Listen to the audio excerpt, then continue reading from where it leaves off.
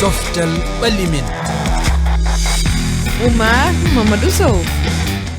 coftal ɓallimen tedduɓi heɗiyankoɓe e yeeɓiyankoɓe on calminama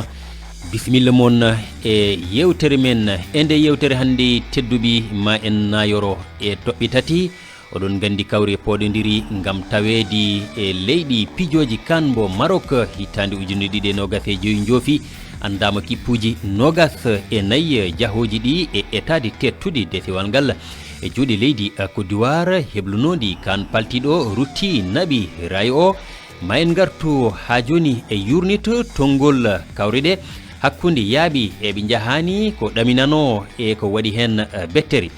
toɓɓe meɗen toɓɓere men mbiyen ɗimmere tedduɓi ko sippiru ɗo e Sénégal e ɗo saaha mbo kalaten kawral ina hani waddi hakkude modulo laamiɗo hande dendagal sippiroɓe leydi Sénégal e site on ko soko keptinaɗo golluɗo ko fayidini ha saabi hande ombo sippodiro e mawɓe ma en gartu hen Ibrahima Niang yahani en toon to ngal dingral jofniroten ko e kawre heblanade Afrobasket paaɗo eɗeni piije ɗo e Dakar guila juma heccanki ina wayno ko seteji A et C goni fijude ɗo e Dakar Arena on paami koye Dakar lamorde Sénégal tedduɓi ko ni woni mbaadi yewtere men hannde bisimilla moon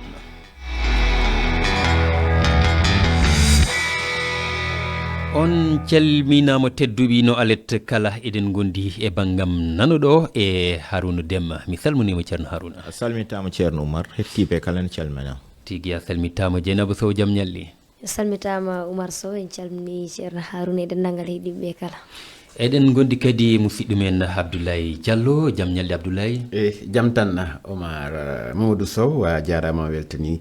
keɗiyankoɓe refi fulfulde fo miɗo yetta Harouna Déme Dieynaba Sow mi wari ɓe yiide hande yewnama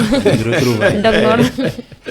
majjuno seeɗa rek eyyo ko noon min kam mbeɗa andi majjere nde tawno wonko kalan mon mi hen joni hade émission o fuɗɗade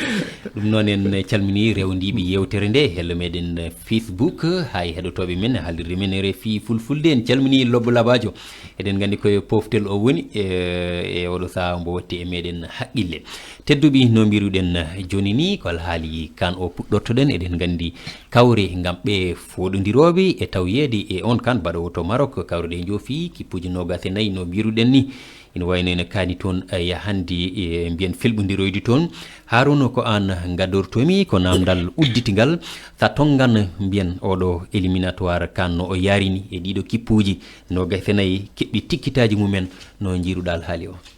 eɗen mbawi jaggude wonde ko farano tan yiya hen ɓette toon no waɗi hen ko ɓettere ham woni wonde yanoɓe duttitahi no wawi haalirede noon wayno enen banggue men ga henne leyɗele kedde ga e hirnage Afrique nde sa ƴetti wayno Guinée en ni a ƴetti Mauritanie a ƴetti Gambie battuɗa hen Guinée Bissau enen leyɗele men nde no wayde hay Cap Vert jani poolama hen e ngol dow lawol jawtugol ngol e jeenayi jeeyaba e jappere wongue henne o ga banggue nde wiyete IFOA aw jeeɗiɗo jeehino ndiɗo tan gonnoɓe jahano e ngol dow lawol noon ho wahli yiiden han jeenayoɓe heddiɗo tan jeehi e ngol dow lawol woni Sénégal e Mali heddiɓe foof ho jani caggal ɗum haadi won gonɗo janɗo mo ganduɗa heewi daraja no feewi o yani kila haade humnadal gasde ni woni Ghana ɗum tan ni woni bettere ha weddi ha yiya hen wawi jaggede wonde koko yonnata pettugol e Afrique woni leyɗele pamarde doole jagganode mbawama taw yaade wayno Comore hande ni yaade ha ardo heeɗo yeeso ardo waɓe no Tunisie en ni ɗum no wawi jaggede Benin arti kañumen Gabon kañumen mbayrunoɓe arde ɗum noon no saɗa janguita ɗum tan jiita ha wonde hikka ham Afrique keddoga henne leyɗele CEDEAO woni sa jaggama wiyama tan leyɗele jeeyade CEDEAO banggue 16 de Coupe d'Afrique jawtunoɗo banno to henne to Côte d'Ivoire e nogas e nayo hen 12 ga iwno gol dow lawol jeegomo tan jeehi ñoga 16 ɓe feccere nde kan noon yiya wonde Afrique austral wiyete wonde banggue funnague ho Afrique de l'Est et Afrique australe mbatta hen Afrique du Sud foof won banggue ham hikka kebbini saabu Mozambique en Angola en Zimbabwe en Tanzanie en kañumen fof ngari e so jaggama wonde so yawtama 2025 o Cameroun Coupe d'Afrique paaɗo dewo hen noga ɗo e duuɓi 3 walla 4 kamɓe jogori hebde hakkunde Kenya en kamɓe jogori heɓde jaɓɓotoru wonde won ha mataw foti yewtirede tan foti ƴewde ɗum ko wawi hen kadi janggede nde tawno ɓeni gaare ɓeni mbaɗa kadi taaɓe Dieynaba Sow anni ɓe ɗamininoɗaɓe fof gaari e oɗon kan walla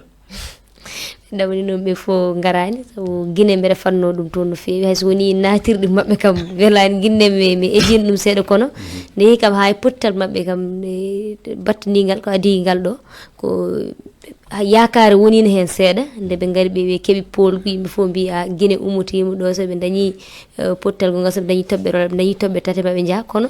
wayno wayni wadde ko bettere mawde hayso woni kam guila e natirɗe yarani noon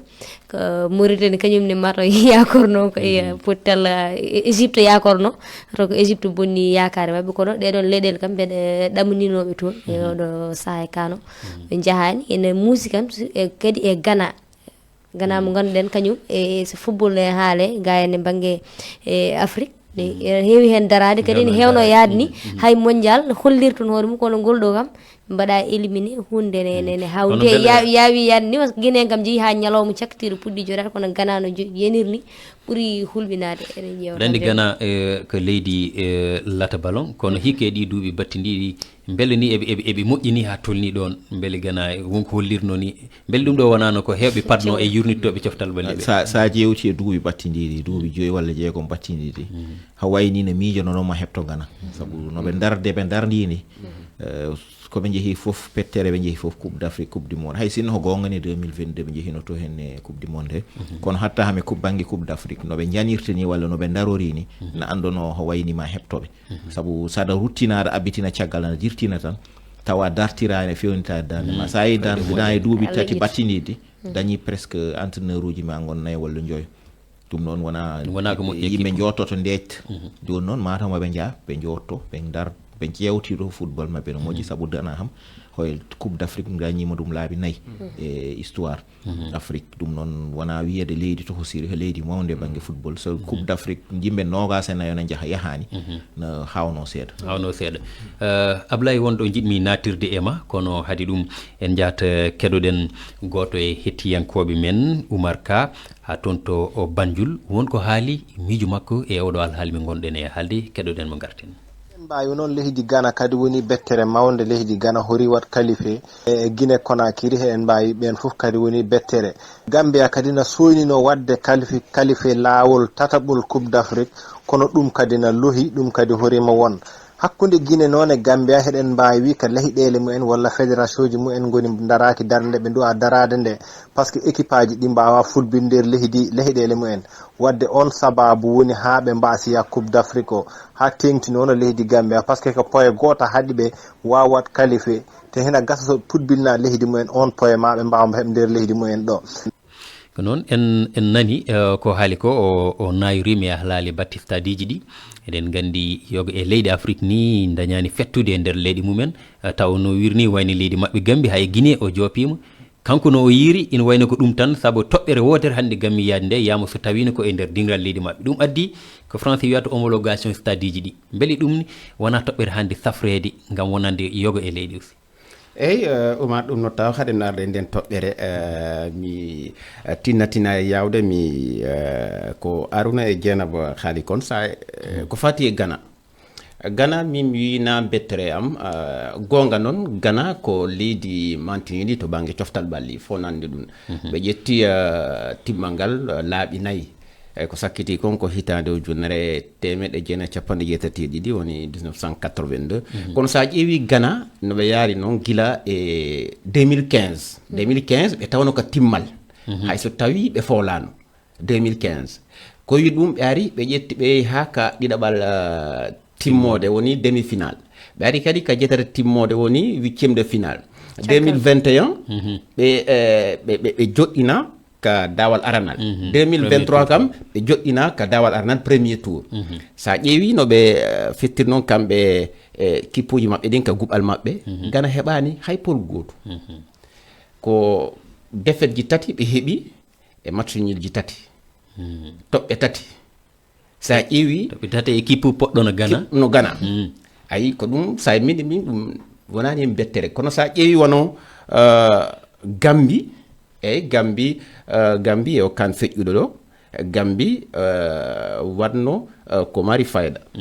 Gambi eyyi sa ƴeewi ko yiɗude tan Gana ko gonga ko leydi mantini to banggue coftal ɓalli kono sa ƴeewi kam ɗi duuɓi jawtuɗi Gane ɗum na ko bettimmi wano Guinée eyyi Guinée c'est vrai que Guinée ko gonga Guinée fof ni Guinée no joguino caɗele e eltoɓe maɓɓe eltoɓe tato manda ɗiɗo jahan kono min kam ko ɓurimi musu tan en tant que ko fati e fettoɓe Guinée ɓe wiyeteɗo Serou Guirassy sa ƴeewi kanko hande nder Afrique mo tawa e ɓurɓe mara darde kebtineɗe e fettiyankoɓe Afrique naɓe ɓe ɗum ko joni lamdal ma ngal Gambi ko gonga Aruna haali sa ƴeewi hikka Afrique leyɗe Afrique hirnangue koɗe jeego tan yeehi Gambi tawaka etena Gambi tan woni hande ala stade no ɗuuɗi ha e Afrique hirnangue Afrique funnangue fop ɗum kam ko yoga e leyɗe nder Afrique ɗum ko gonga ko ma safre ko ɗum ko fannugol na ɗum sababu na dalilu laaɓɗo ceerno na dalilu laaɓɗo ko noon Abdoulaye haala ka ɗon ni famama nde tawno waktuji ɗi no dogo dartaki en jaata joni won jiɗmi natirde hade en yaltude nden ɗon toɓɓere omo ganduɗa ko Fusini Tall goto hettiyankoye men kanko nayri koto alhaali VAR o wonko jaakimo hen kettuɗen Oumar Mamadou Sow en yii caɗele ɗe no heewiri ni enen ko yiwɗen toon e marché o eɗen feli CAF ko waɗi de ɓe waɗay e ɗum on arbitre vidéo e les qualifications coupe d'Afrique o saabu eɗen jii e ballonji heewɗi ene fiɗa ɗo inchallah pelantiji ne heeɓele 18 ji e fottuji ne waɗe ne foti hokkede carton ka hokkatake Allah VAR wala hen donc eɗen wawi yiide CAF noɓe hani dara darde tinde coupe d'Afrique o ɗum saabu de euro qualification muɗum VAR no woni Copa America VAR no woni ka hoɗum waɗi coupe d'Afrique e VAR wala Dieynaba nani ngojo Alfousseyni e beele wona ngakkedi kadi potal wonko en jaltinani hen o nayri koɗo kawral hakkude Guinée e Tanzanie wonko ganduɗa so tawino VAR ina wodno yama taw kawral ngal yaara tan hono noon beele africaine haytanno ko éliminatoire hanani ɗum adde hen no wirni to Copa ha e Euro ay VAR kam ne fewna ne bonna ay jii pottite mawɗe haɗani no waɗi VAR kono caɗele bayɗini ne teske hen kono kam pottal Guinée Tanzanie kam oɗon coow heewino hen no haalirni so woni no VAR no wonno ma ɓuur kam labde wade kam ne deƴani hakkillaji yimɓe fof wona gueɗe ma ɓuranno labde saabu en jii hayso wona ngal ɗon pottal hay ɗo e Sénégal waɗino ɗo hors jeu waɗi haala waɗi waɗani mais goto ndar tinima to haɗi ɗum hewde coow tan ko Sénégal heɓno pole ko timmu ɗum tagui heewirani noon haala kono ko fotino qualification coupe d'Afrique mbeɗa sikki ne foti ɓeydade labde wasa hewde gulali kala saaha wiye ko ni fonno yarude walla ko ni no foti ɓeydade laaɓinede kam ha feewa Haruna won saɓɓitiɗo ori webata Afrique yimɓeɓe ardiniyaɓe pettugol ngol woni CAF ɓe jiiɗi hew wallidde leyɗele ɗe leyɗele kewɗe ay hande a haali joni wonde ngala hay stade de petti a wi Gambi jaata Maroc a yi Burkina jaata Côte d'Ivoire walla Mali a yi Guinée yahat Côte d'Ivoire walla Maroc hewɓe hen a yi Maroc kañum lawol gotol yalti petti jeegom nde waɗi ɗe lawol gotol yalti ɓe hawranoɓe fof tawi ɗum ho Maroc saabu ɓe hawranoɓe ngala tadi ngalade petti ɗum noon sa tolnima ɗon yimɓe ngalanide petti a wi ɗumen mbat VAR VAR ha namdi ho haadi ɓuuri hewde sa limanno statut uji Afrique hande do tolniten ɗo sa yaltini Afrique du Sud a yaltini Égypte a yaltini Maroc a yaltini Algérie a yaltini Tunisie a yaltini Sénégal e Côte d'Ivoire heddiɓe mbawa wadde stade baddo VAR tigi ɗum ɗon waɗi kafne ɗucci koyengal mum seeɗa VAR foti wadde kam hayso ko caggal woni il faut que ha namde kopporeje ha namdini e matériel gonowo e nder stade o no tiiɗi seeɗa ɗamini hewɓe ina mbiya yontini kafe hormu yo wallu kafo a wadde statuji laami ɓen ɓe mbaɗa statuji moƴƴi eyyi kono est ce que mbawa wallitede seeɗa leydi fof daña stade moƴƴo mo ganduɗa taw na waɗede fof waɗa VAR fof aɗa wawi heɓde leydi ma tigui tigui nanama famama Harouna Déme ɗum noon waktuji ɗi no dogo dartaki en jahat joni joni e toɓɓere meɗen ɗimmere no mbiruɗen ni koye alhaali sippiru tigui gonɗen e haalde kawral mawgal hakkude o mbiyen lamɗo sippiroɓe roi des arènes woni Modou Lo mo ganduɗa ko Siteu Dieynaba Dialy mbeɗen da yadane makko kono wawi jaɓaɗo e futuro en ƴeewiyat mo ganduɗa ke Ibrahima Niang woni ɓoggol ngol Ibrahima Niang mi salminima mi salmitimama Omar Mamadou Sow mi salmini Dieynaba e Arouna e Abdoulaye Diallo. Ibrahima gonɗa ko toon to dingiral ɗo sippiro waɗete hakkude modulo e mo ganduɗa ko site ko mbawɗa min tongande o saaha no Allah haali o wori toon. Andu tan oɗo saaha dingiral ngal noon heewi tel hewɓe noon naata ni nana boowal wonɓe boowal ɓe sah ɓuuri ɓuuri hewde wonɓe nderɓe hande noon a haali ɗum ko sippirongo mawgo hakkude noon sitte jeeya dow Lansar leegal ngal Diamaguene e modulo noon tawa ko Parcelles Assainies kanko ni jogui no mbirɗa ni arare o woni noon roi des arènes hande noon sitte ne wawi wonde lamɗo so tawi noon o heeɓi polgo e dow modulo sitte hoore mum e modulo gardi e damal dingiral ngal yanga samde yamde e jeeɗiɗi nde fawi noon silmaji 50 kono noon modulo adi nadde nder dingiral ngal ne mbawi tan tungude modulo ɓuuri hewde ko sippiri saabu noon o sippiri ko ina tolno e laabi nogas e jeegom kono noon laabi tati tan o yani hen sitta noon yani laabi tati kono noon sippiri tan ko laabi 14 Omar. noon Ibrahima Niang jokka rewindade eɗen gandi alhaali o jogorani webde hakkude ɓeɗo ɗiɗo min garten joni e rippude e toɓɓere nde en jettimo Ibrahima Niang jokka rewindade ko woni toon ko woodi yoga kadi e hettiyankoɓe men ɓe ganduɗa won jiyanɗe ɗe gaddi eno jiiri ngal ɗo kawral en kettotoɓe joni haade men artude yewtere nde ɗo e plateau. Papa Ousmane Ka ga he diwan bo Welingara Ferlo to sengo lamba ka hakkunde Modlo e on ɗon biyeteɗo Sid eɗen ɓuri jogo yakar ko Modlo woni favori den jogi yakar ko Modulo liɓata inchallahu rabbi ko fate lambo woni hakkunde Sitta e Modulo tawi kay ɗirol ko Modulo woni favori mo gandanɗa hoorema kam woni jaalal gandagal ngal e wawde mum sippira kono en jejjit kadi Sitta ko mbir bawɗo sippira kadi cusɗa reedu wadde pahamen goto foof hombo wawi ƴettu kawgel ngel kono heɗen nangi ko Modulo woni favori kono Sitta ka jaalal mangal cuusɗa kadi no feewi bawɗo kadi sippira kadi kettinaɗo leydi Sénégal. en nani jiyanɗi maɓɓe ɓeɗo hettiyankoɓe men Dieynaba Sow nayi mi nani haɗo saɓɓito mi woppuma jokkita miijo ma holno jiirɗa ngal ɗo kawral e holko polgu ngu jogori waltoyde jamma hannde o. no battidiɗo haalirde wonde Modulo kam yimɓe foof jaggi kañum woni favori teno ko kañum woni favori ni oɗo saha kam kanko sa wiyama tan Modulo Sitta hakkille ma ɓurata yaade koye Modulo sa ƴeewi pottitte Modulo ɗi fof ɗi waɗi ƴeewi ko waɗi e lamba ko kadi kono kadi hoɗo ɓe jejjita Sitta kañumne ko suka bawɗo sippiro kanko woni ganduɗo ko goɗo hebde ko goɗo hollirde hoore muɗum e lamba ka caɗele kulanmimo tan ko banggue seeɗa so yo deej tan so teeyi kanko suko so teeyi seeɗa on wawi ludde mawɗo o heɓa rayo te ɗum ɗon ne wawi wonde mbeɗa jogui e makko hoolare kam hayso ko seeɗa hayso woni koreji Arouna hoɗ parcelle ɓe ne kewi dille kono noon jammuguel ɓuuri hewde dille ɗum noon ma woni fo ma laaɓ siftinde Sitta ko kawre 17 o kisi fijji o liɓi hen laabi 12 o liɓa laabi 5 hen kawral gotal ko teldaɗo walla ala dokkaɗo polgu hakkude makko e Papa Sow wonno ko Francinkor wiyata sans verdict. Abdoulaye Diallo ngal ɗo kawral anni eɗen gandi sippiro kam ne jeeya hande e fannuji coftal ɓalɗi ɓurɗi lollude e nder leydi Sénégal holko yurnitogo mbatta e ngal kawral hande. joni mi yettana Sénégal so ta ƴeewi ko ha e leyɗe tawɗe Sénégal no Dieynaba wirni sitte ko ma o deeƴa haysi tawi ko Modulo ɓura habbede wo kanko woni favori ko gonga sa ƴeewi ko waɗi kon ka sippiro o ƴetti rayon ko ɓenta kon roi des arènes gonga sikko hikka woni duuɓi tati sa ƴeewi ko yekkini tan jogui rayon ha duuɓi kewɗi Balla Gaye en jii no woniri Bombardier ha Eumeu Sène Modulo noon kanko fandare makko nen ko yaha acca sippiro hara hay goto jattitata rayen ɗum noon min nani weɓata par ce que sa ƴeewi Sitta ko gonga ko suka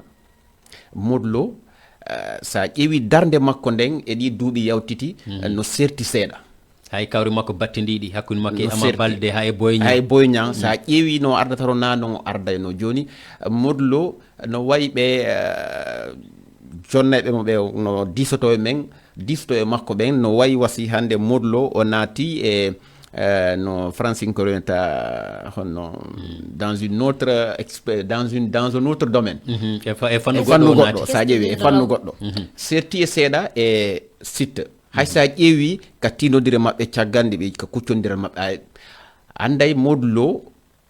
hande na Modou mo mowi yiide duuɓi yawtuɗi ballagay leptanno na gotum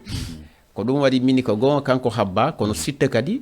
hande so ɓe yi ko Modou ɓuura habbe ɗum ɓeyda e wakkila waɗay ha Siteu ɓeyda wakkilare par ce que ko ɓuura habbede konko kuro no raaya on rayo ko ɗon tigi habba Harouna Modou ko kawri nogas e nayyi heeɓi laabi nogas o fooli laabi tati o foola ko gotol o teldi omo ganduɗa ko Lac de Guiers 2 laabi tati ɗi o foolaɗe hen ɗiɗi ko Balla Gaye 2 gotol ngol ko Bombardier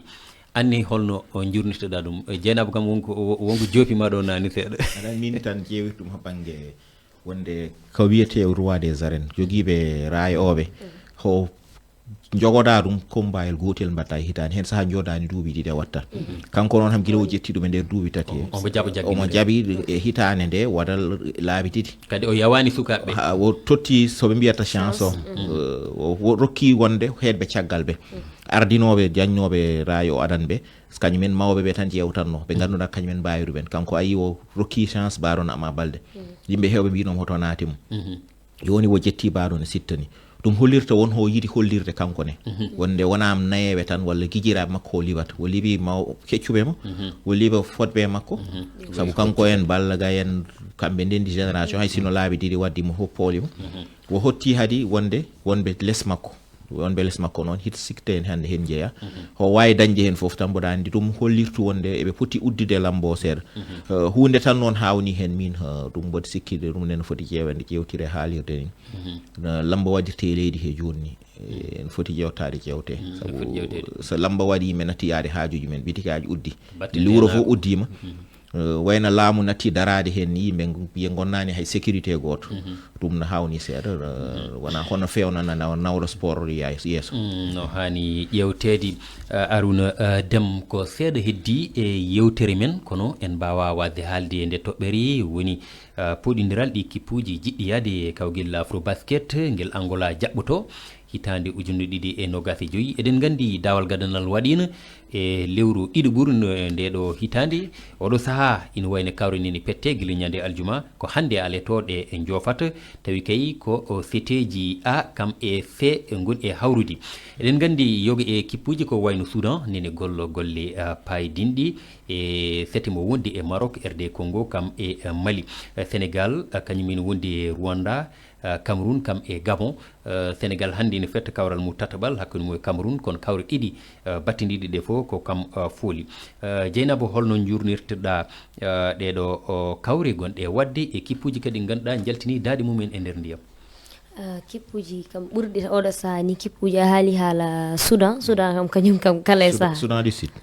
kañum kam to banggue ni yawren kippu noon ni yawren kippu kañum kam kono noon hoɓe poolaɓe hande Congo fiiɓe ɗum noon wona bettere ɗum ɗon ko bettere mo woni ɓe kettino fiide Maroc kono kadi ɓe kettino fiide